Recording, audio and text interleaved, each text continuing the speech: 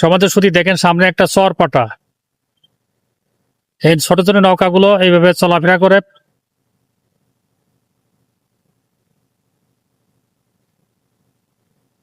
দেখেন নৌকা কিভাবে ডিঙ্গি নৌকাগুলো দাঁড়িয়ে আছে পাড় দিয়ে। এখন জোয়ার হচ্ছে,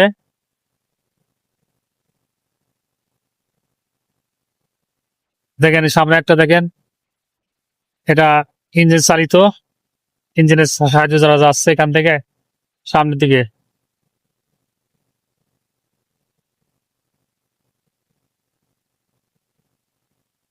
সমাজে যদি যদি ভালো লেগে থাকে লাইক শেয়ার কমেন্ট ও সাবস্ক্রাইব করেন।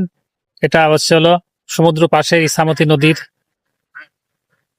একটি সুন্দর দৃশ্য ও সিনারি আপনাদের সামনে তুলে ধরলাম। ভালো থাকেন, আসসালামু আলাইকুম।